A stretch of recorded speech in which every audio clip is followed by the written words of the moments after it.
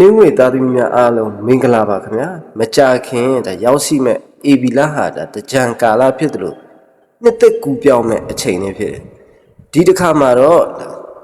ကျော်ရဲ့တနင်္ဂနွေသားသမီးမိတ်ဆွေတွေအတွက်ဒါအေဘီလာတလားစာ၄လပိုင်းအတွက်တာတော်နမိတ်တွေကိုဒါဟောတော်ပေးမှာဖြစ်ပါတယ်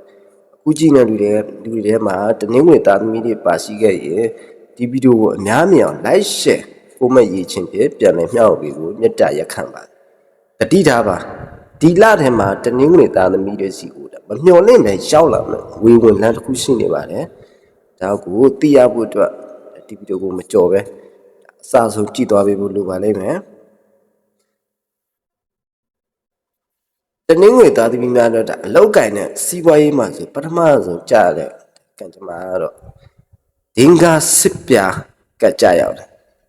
တနင်္ဂနွေသားသမီးတွေကဒါ AB လထဲမှာအရင်ကထပ်ပို့ပြီးအလုံးများလာပါလိမ့်မယ်ဒါပေမဲ့ဒါဟာပင်ပန်းယုံတတ်မဟုတ်ပါဘူးကိုစိုက်ပြူထားတဲ့အပင်ကနေအသီးအပွင့်တွေစားရတော့မယ်ဆိုတဲ့နမိတ်ပါဒုတိယတစ်ကအနေနဲ့တနင်္ဂနွေသားသမီးတွေကြားလာတဲ့ကတ်ကတော့စေရထားကတ်ကြားလာပါစေရထားကတ်ကြားလာတာကြောင့်နေဝေးခီးသွားရတာဒါမှမဟုတ်လုပ်ငန်းတိုးချဲ့တာတွေဒါအောင်မြင်ပါလိမ့်မယ်သူတစ်ဖြစ် online လုပ်ငန်းလုပ်သူတွေ AB လ၄လပိုင်းနောက်ပိုင်းမှာတဟုန်လို့တိုးတက်အောင်မြင်တဲ့ဖြစ်သွားနိုင်တဲ့အခွင့်အရေးတွေဒါမြင်နေရပါတယ်ဝေကြေးကတ်မှာဆိုရင်တော့ဒါအထူးသတိထားမှာတော့ဒါနေမင်းကတ်ကြတာပါနေမင်းကတ်ကြတာတဲ့အတွက်တနင်္ဂနွေသားသမီးတွေအတွက်တော့ဒါဟာအထွတ်အထိပ်ပါပဲအကျွေးဟောင်းတွေပြန်ရတာဒါမှမဟုတ်ထီပေါက်တယ်လို့မျိုးမမျှော်လင့်ပဲလက်လက်ပတ်တွေဝင်လာတာမျိုးကြုံရတတ်ပါတယ်ဒါပေမဲ့တတိထားမှာတစ်ခုရှိတယ်ဒီဓာတ်သုံးစင်းကတ်ကြရောက်တဲ့အတွက်ကြောင့်တနင်္ဂနွေသားသမီးတွေကဒီ၄လပိုင်း AB လထဲမှာငွေကြေးနဲ့ပတ်သက်ရင်ယုံကြည်ရတဲ့သူကိုတော့ကို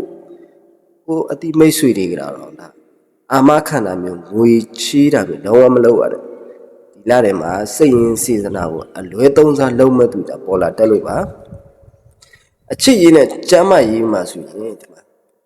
ချစ်သူများကတ်လေးကြပါတယ်အချစ်ရင်းမှာတော့ဒါချစ်သူများကတ်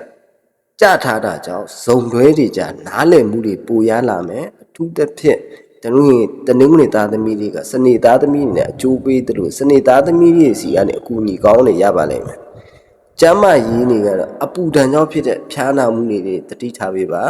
တနင်္ဂနွေသားသမီးတွေကကျမ်းမာရေးမှာဖျားနာမှုတွေအနေငယ်ရှိနေတတ်ပါတယ်ငွေဝင်ရတရားအနေနဲ့တနင်္ဂနွေသားသမီးများအတွက်ဒီလမှာကန်ဆာတာပုံမှုပွင့်လန်းစီဖို့အတွက်ငွေဝင်ရတရားလေးကိုပြောပြပေးပါမယ်အင်္ဂါနေ့မနက်တိုင်းမှာအိမ်ကဖျားစင်မှာဇီးညွတ်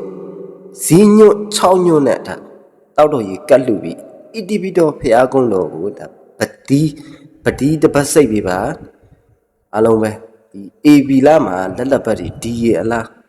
တိုးပွားကြပါစေဗျာဒီဗီဒီယိုလေးကမိတ်ဆွေတွေအတွက်အကျိုးရှိတယ်ဆိုရင် like share လေးလုပ်ပေးဖို့မမေ့ပဲဒီဗီဒီယိုကိုအများမြင်အောင်ပြန်လည်မျှဝေပေးခဲ့ပါဦးခင်ဗျာ